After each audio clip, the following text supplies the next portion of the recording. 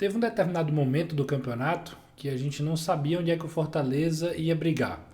A ideia do planejamento tricolor era brigar na parte de cima, lutando por uma vaga na Copa Libertadores. Mas naquele período que o time ficou 4 partidas sem vencer no Campeonato Brasileiro e pior, sendo derrotado, Fortaleza vence o Atlético Paranaense e depois foi derrotado por Cuiabá, Palmeiras, Red Bull Bragantino e a equipe do Goiás. Era um momento de instabilidade e alguns questionamentos foram feitos diante disso. Hoje, depois da vitória contra o Coritiba, Fortaleza emenda a 4ª vitória seguida, tendo um jogo da Sul-Americana no meio contra o América Mineiro e 3 vitórias seguidas no Campeonato Brasileiro. Se a gente fizer um recorte dos últimos 5 jogos do Fortaleza, a equipe fez 12 gols e tomou apenas 3. Tomou um hoje contra o Coritiba, tomou contra o América Mineiro, no 3-1 lá em Minas Gerais, e tomou contra o Libertad no 1-1.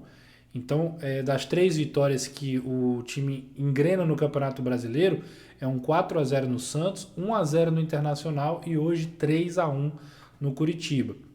Tem os 2 jogos aí da Sul-Americana, 1-1 contra o Libertad e o 3-1 contra o América Mineiro. Então são 12 gols feitos e 3 sofridos. O que eu quero destacar é que o Fortaleza conseguiu de novo ajustar um ponto crucial no futebol, que é o equilíbrio entre defender bem e atacar bem. Não adianta você só defender bem se seu ataque lá na frente não é competente.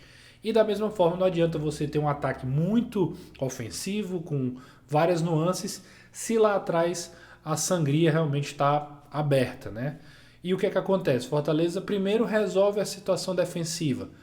Pelo Campeonato Brasileiro, nos últimos 3 jogos, foi apenas um gol. O gol de hoje do Kusevich do Curitiba, um gol de cabeça.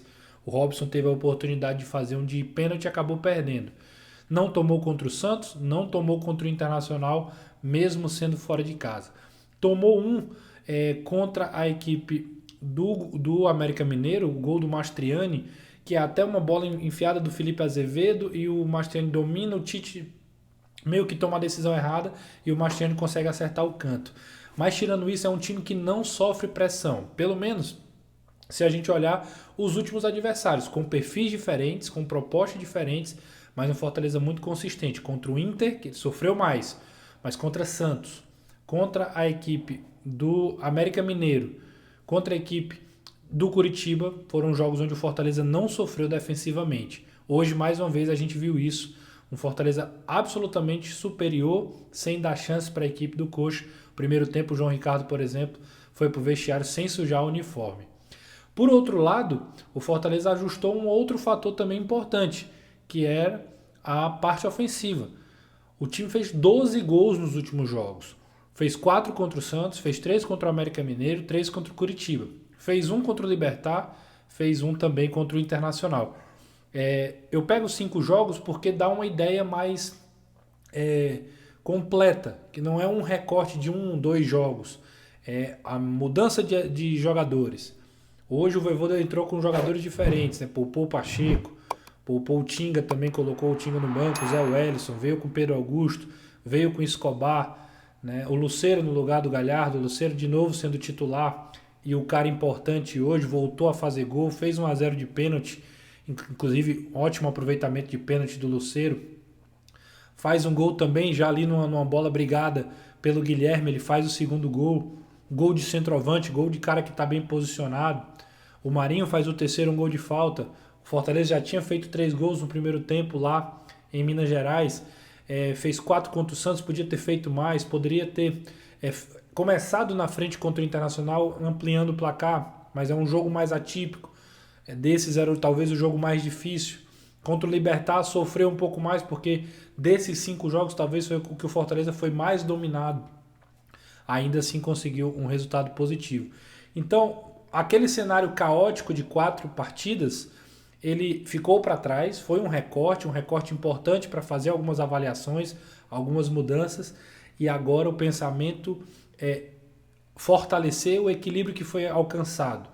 tem desafios pela frente. Tem o América Mineiro na quinta para poder confirmar a vaga na semifinal da Sul-Americana, mas tem um Campeonato Brasileiro ainda, pensando nesse G6, pensando na vaga na Libertadores.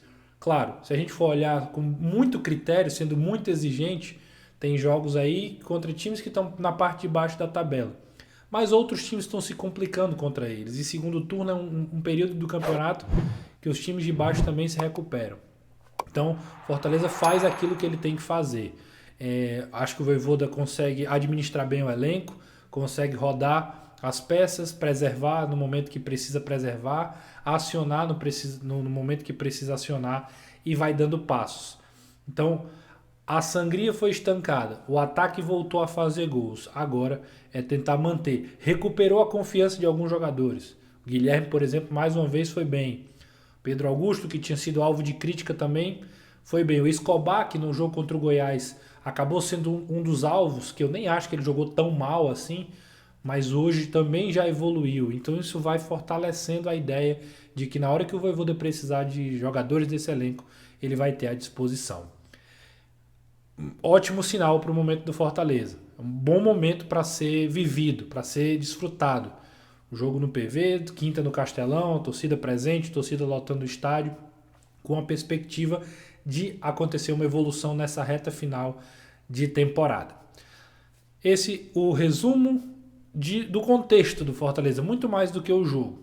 Quero saber a tua opinião, comenta aí, fala o que você está achando dessa fase do Fortaleza e também aquele pedido, se inscreve no canal, dá essa moral, porque aí a gente vai continuar batendo esse papo, o YouTube vai mandar para todo mundo e a gente está tentando crescer cada vez mais aqui no YouTube, beleza? Obrigado aí pela moral, você que já é inscrito, você que está acompanhando, a galera que manda mensagem, fazer um vídeo aí depois agradecendo e citando algumas mensagens. É muito bom ter essa parceria com vocês, beleza? Grande abraço.